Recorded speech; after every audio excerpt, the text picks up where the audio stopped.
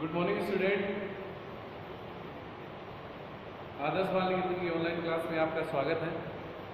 आज जो chapter third हमारा चल रहा है अकाउंटेंसी के अंदर, उसके अंदर हम क्वेश्चन नंबर थर्ड सॉल्व करेंगे आज। और जो हमारा क्वेश्चन नंबर थर्ड है वो किसको लेके है? अकाउंटिंग इक्वेशन को लेके। अकाउंटिंग इक्वेशन लेखांकन समीकरण, जिसको हमने कल पढ़ा था कल के टॉपिक्स में कि जो लेखांकन समीकरण है वो बोलता है संपत्ति बराबर होनी चाहिए पूंजी प्लस दायित्व। तो पूंजी प्लस दायित्व की संपत्ति बराबर होनी चाहिए, तो उसको लेखांकन समीकरण बोलते हैं। और उसके अकॉर्डिंग अगले ने कुछ व्यवहार दे रहा है, उन व्यवहारों को हमें उस लेखांकन समीकरण में लिखना है और साबित करना है कि संपत्ति हमेशा बराबर होती है पूंजी प्लस दायित्व के, जो रूल्स बोलता है लेखांकन समीकरण। इसका फॉर्मेट कैसा होगा? इसका फॉर्मेट कुछ ऐसा होगा, accounting equation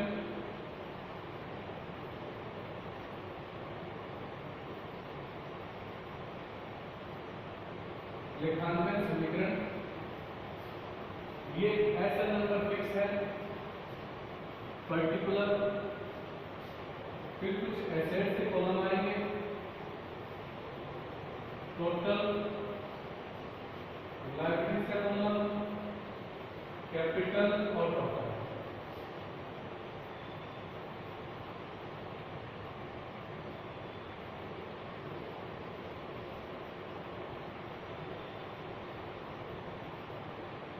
liabilities, total, capital, total बराबर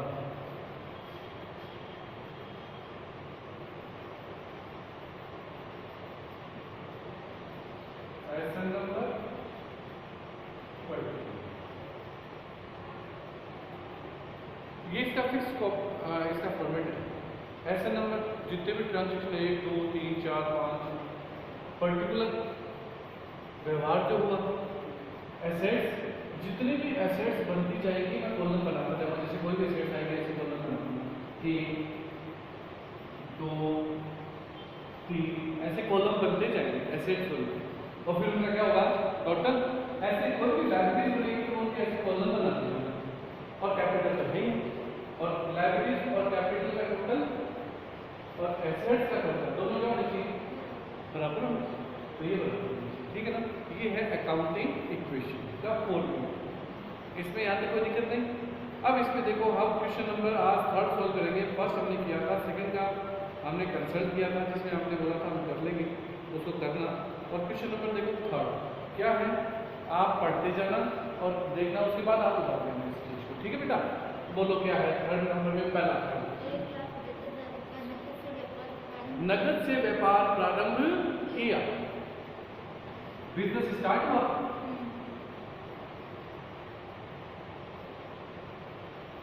started with cash, with cash start हुआ। यानी एक तो कैश आएगी। कैश क्या होती है? एसेट्स। और किसने लगाया? ऑनर ने। ऑनर ने लगाया, क्या हुआ? कैपिटल। तो कैश कितनी है बोलो? तो 1,75,000 की कैश जो कैपिटल में भी आएगी 1,75,000। ये मेरा पहला ट्रांजेक्शन है। चलिए एंट्री आती है कैश में होती है तो कैपिटल, कैश कैपिटल या तो कैपिटल। पहला ट्रांजेक्शन क्या हुआ? खत्म। इसे बोलेंगे इक्वेशन। ये समीकरण क्या बोलता है? पहले हर एक व्यवहार के बाद इक्वेशन बनाना है। इक्वेशन बोलता है कैश है 1,75,000, बाकी कुछ नहीं है, तो टोटल लिखना हुआ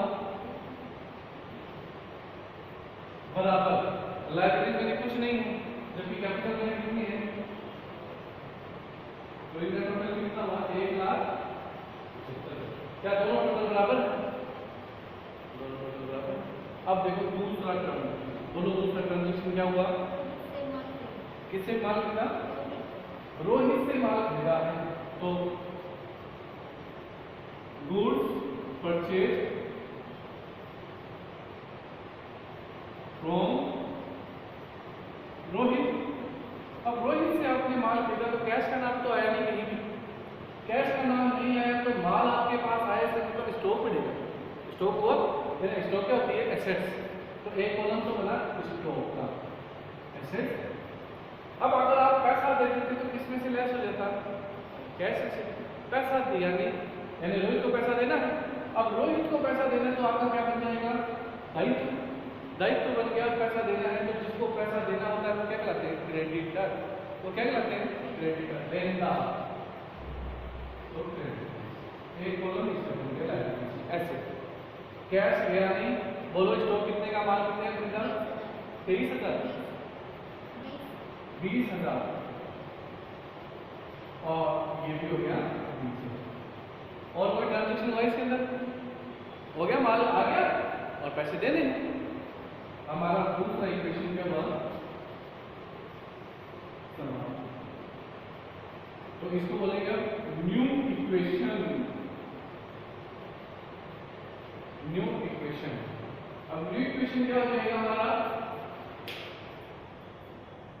न्यू इक्वेशन हो जाएगा कि कैश में कोई चेंजमेंट नहीं है, 1,75, स्टॉक 20,000, टोटल कितना हो जाएगा? 1,95,000,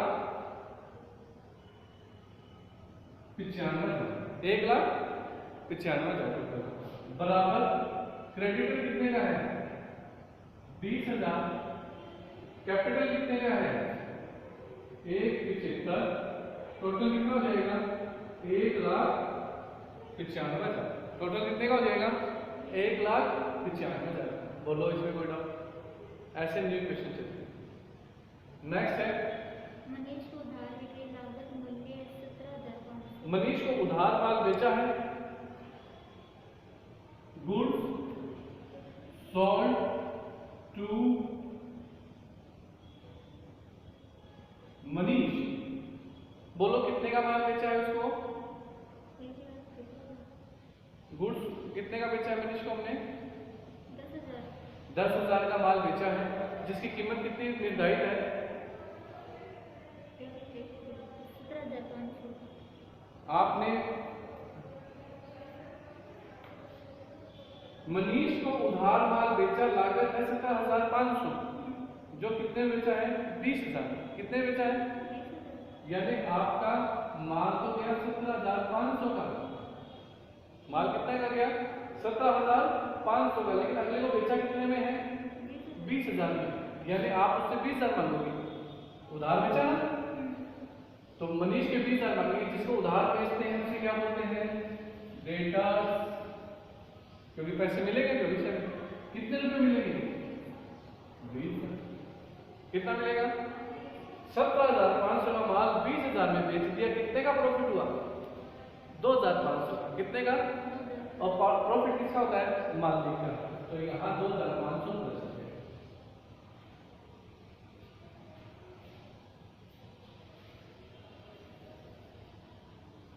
और न्यू इक्वेशन कर लूं। कैश कितनी है? 1,75, कोई चेंजमेंट नहीं। स्टॉक अब कितने का हो गया? 20 में से 17,500 बेच दिया। अब आपके पास कितना बड़ा है? 2,500। डेटो से कितने रुपए मांगते हो? 20,000। टोटल कर दो कितना हुआ? तो टोटल कितना हो जाएगा? 1,97,500 बराबर क्रेडिटर में कोई चेंजमेंट आया नहीं। 20,000 कैपिटल में चेंजमेंट है, जुड़ा है 1,77,500। टोटल हो जाएगा 1,97,500। ये देखो इक्वेशन। पॉइंट नंबर 3 के लिए आया समझ में? ऐसे चलेगा इसमें। देखो इसके अंदर एक तो हमें एंट्री याद होनी चाहिए कि कौन कौन सा चलेगा। बिजनेस स्टार्ट हुआ तो कैश अकाउंट या तो कैपिटल। कैश क्या होती है? एसेट्स। और capital capital. Good purchase from Rohit. Rohit से माल खरीदा और माल खरीदा तो माल तो आ गया, यानी स्टॉक।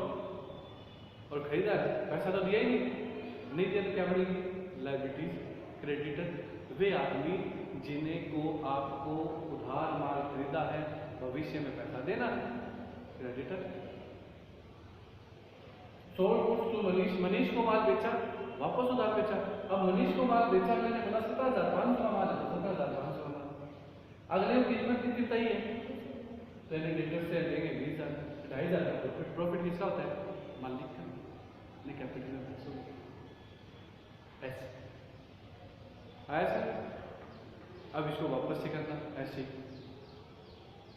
पॉइंट नंबर 4, आपको जनरल तो आती ना? हाँ बस 4 है, देखो कार्यालय प्रयोग के लिए फर्नीचर खरीदा है। अब कार्यालय प्रयोग के लिए फर्नीचर खरीदा तो फर्नीचर परचेज,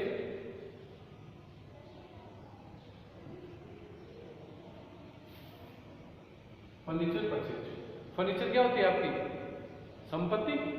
फर्नीचर खरीदा तो फर्नीचर एक कॉलम बन गया जिसका नाम है फर्नीचर। कितने हजार रुपए का फर्नीचर है? 10,000। और कुछ भी नहीं बोला, फर्नीचर खरीदा, इसका मतलब कैसे खरीदा? नगद। तो आपकी कैश है कितने हजार, और फर्नीचर कितने का आ गया? 10,000।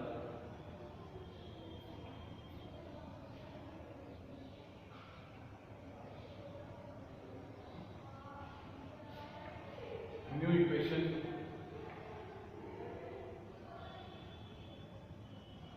बोलो कैश कितना बचेगा? 1 पैसे, स्टॉक 2500, डेटर्स 20,000, और फर्नीचर कितने का हो गया? 10,000। इनका सबका टोटल कर दो, टोटल अभी भी कितना आएगा?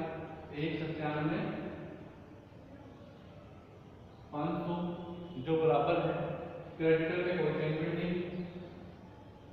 20,000, और कैपिटल में कोएफिशिएंट नहीं, 177,500।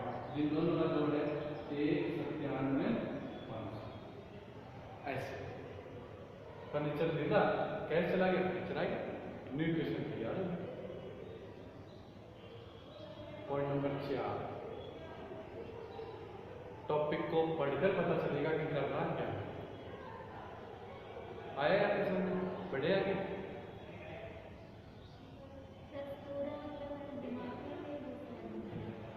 इक्वेशन तो बोलो दिमाग में कैसे घुसेगी? ये फॉर्मेट आपको पता है कैसे बनेगा? फॉर्मेट तो याद करना पड़ेगा, फॉर्मेट याद करना पड़ेगा ना। अब बोलो फॉर्मेट याद करने का ऐसे दिमाग में घुसाने वाला तो कोई ऐसा मैटर नहीं है कि कोई लंबा चौड़ा हो। ऐसा नंबर आएगा, पर्टिकुलर आएगा, एसेट्स आएगा, लायबिलिटीज कैपिटल आएगा। अब एसेट्स में कौन से कॉलम पड़ेंगे? क्वेश्चन को पढ़ के पता चलेगा कौन कौन सी चीजें हमारी एसेट्स होती है। एसेट्स के बारे में लिखा है जिस पे हमारा अधिकार हो, एसेट्स होती है। कैश में नहीं है, बिजनेस में, स्टोर के बिजनेस का होता है। डेटर जिससे पैसा मिलेगा, फर्नीचर, ये सब हमारे एसेट्स। क्रेडिटर हमारी लायबिलिटीज होती है, क्रेडिटर हमारी लायबिलिटीज होती है। अब ट्रांजेक्शन में पढ़ना पड़ेगा कि किसको क्या करना है।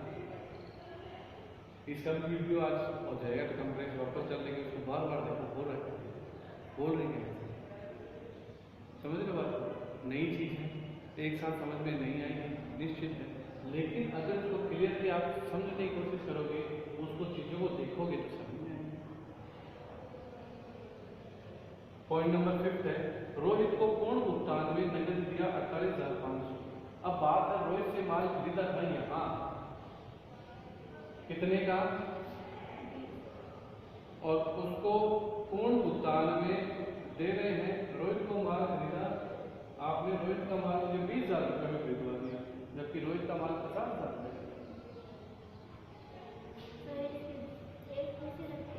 रोहित से माल खरीदा 50,000, तो रोहित का माल है 50,000, यहाँ 50,000।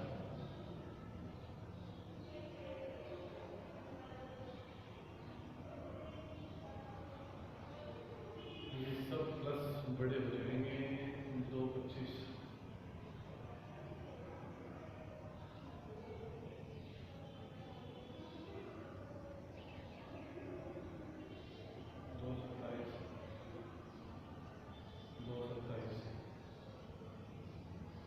इधर 50 का है, 50 का 17,500 गया तो बचा कितना 32,500 और कल होगा 2,25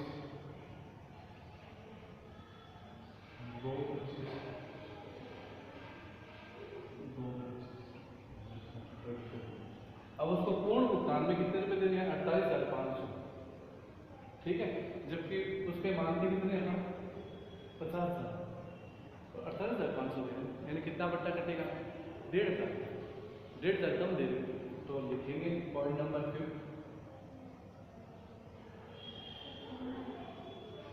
रोहित को पूर्ण भुगतान में पेमेंट किया, तो रोहित को पूर्ण भुगतान में पेमेंट करेंगे तो एंट्री हो जाएगी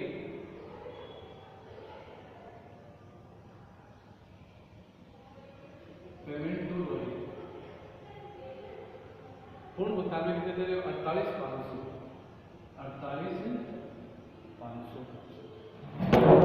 उसके बाद में स्टॉक डेटर्स फंक्शन में तो कोई चेंजमेंट आएगा नहीं।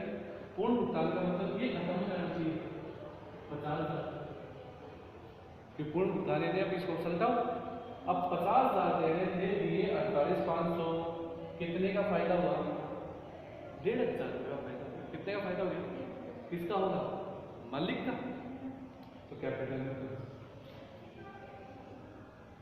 1,500 और न्यू इक्वेशन बन जाएगा। न्यू इक्वेशन कितना बन जाएगा इसमें से इसको लेस करते चलो,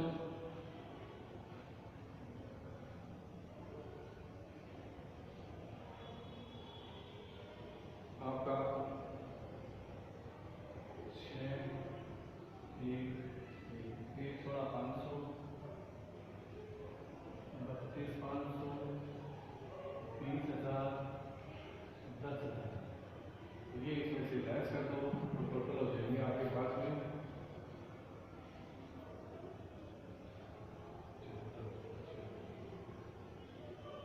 1,76,500, ये लेस हो गया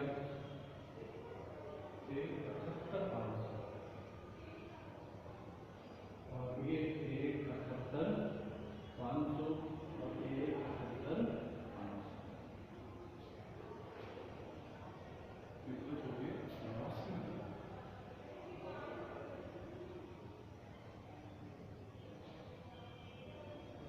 इनका प्लस कितना हो जाएगा 89, 500 हो जाएंगे 1,89, 500 मिल जाएगा। न्यू इक्वेशन तैयार। कैश दिया 1,16,500 का 48,500 देने के बाद स्टॉक कैसे करेगा डेटर्स 20 के, फर्नीचर 10 का, क्रेडिटर 50 का, पूर्ण भुगतान हो जाएगा 50 साफ कर दो और कैपिटल में 1,500 रुपये 1,89, ठीक है ना, टोटल 1,89। सर इसमें अलग-अलग ना सारे अलग ही फर्नीचर के सारे जितने कॉलम नहीं आएंगे वो सारे कॉलम बनते जाएंगे, जितने नहीं है फ्रेंड्स आए। अब वो कैश आएगी तो जुड़ जाएगी, निकलेगी तो घट जाएगी क्योंकि कैश का कॉलम बन चुका है। स्टॉक में और खरीदा जाएगा तो जुड़ जाएगा, बिकेगा तो घट जाएगा, जैसे ये लिखा तो घट गया। सर जैसे इसमें ना 50,000 के 17,500 रुपये प्लस हो जाएंगे ना, कैसे मिलेगी या आपने स्टॉक वाले में ये बेचा है तो 17,500 माइनस बाई द वे आगे खरीदता ना तो प्लस हो जाएगा, खरीदेगा तो बढ़ेगा, बेचेगा तो घटेगा, है ना। और उधार में क्या होता है, उधार बेचता तो डेटर्स बनता है, जबकि उधार देता तो क्रेडिटर्स बनता है। देखो 50,000 खरीदा था उधार क्रेडिटर बना, यहाँ बेचा था उधार डेटर्स बना, ये अंदर क्लियर बढ़ाया उधार में माइनस का तो ना 50,000 में 17,500 माइनस हो जाएंगे। बिल्कुल हो जाएंगे क्योंकि आपका माल गया 17,500, लेकिन आपने अगले को कितने में दी 20 में, तो आप 17,500 तो माल गया आपसे, अगले में 20 मांगोगे जिससे आपको 2,500 का प्रॉफिट हो आया सर बेटा। तो यहाँ तक अपन आज इस टॉपिक को यहीं तक छोड़ते हैं 5 तक, ठीक है। इस 5 तक समझो, छठा 7वां 8वां उसके बाद करो। एक साथ पूरा फिनिश नहीं करें। कल भी आना, कल अगर एक बार आओ ना, अकेले भी हो तो एक बार राउंड मार जाए नीचे से, बाकी मैं कल आता हूँ, आपको कोई टेंशन नहीं है। तो ये याद रखना आपको ही करना है, ठीक है? ओके। पायल मैडम को पढ़ दिया। पायल मैडम नीचे क्लास ले रही है बेटा।